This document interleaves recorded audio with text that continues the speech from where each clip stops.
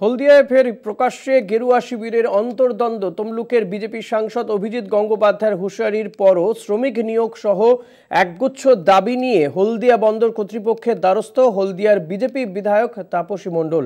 জানিয়ে তাপসী মণ্ডলকে আক্রমণ শানিয়েছে গেরুয়া শিবিরের শ্রমিক সংগঠন বিএমএস। কটাক্ষ করতে ছাড়েনি তৃণমূল কংগ্রেস।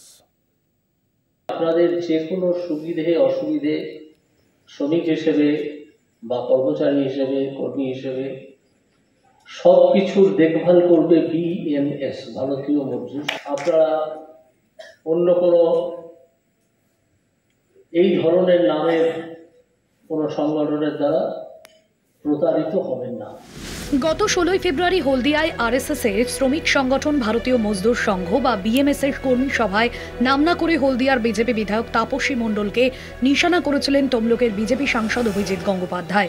দাবি করেছিলেন হলদিয়া শ্রমিক স্বার্থ দেখবে বিএমএস।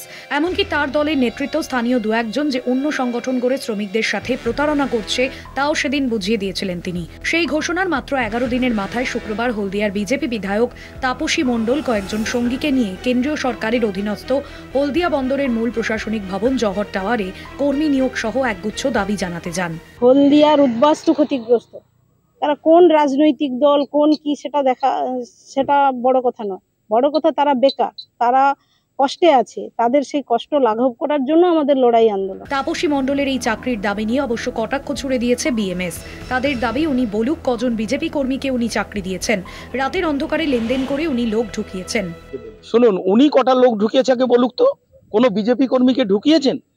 কোনো একটা বিজেপি কর্মীর উনি নাম বলুন তো, যে একটা বিজেপি কর্মী ওনার সোর্সে কাজ পেয়েছে।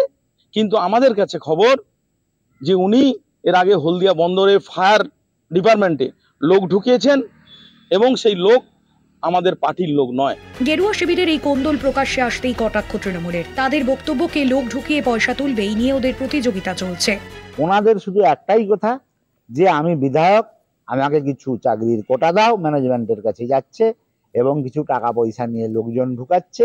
আর সেখানে সাংসদও এসছেন যে আমি সাংসদ, আমি বড়, তা আমার কোটায় কিছু লোক দাও, আমি কিছু লোক ঢুকাবো টাকা। তবে তাপসী মণ্ডলের নিয়োগ সংক্রান্ত এই দাবি নিয়ে কোনো মন্তব্য করতে চাননি তমলুক সাংসদ অভিজিৎ গঙ্গোপাধ্যায়। হলদিয়া থেকে ভোলানাথ বিজলির রিপোর্ট, কলকাতা টিভি।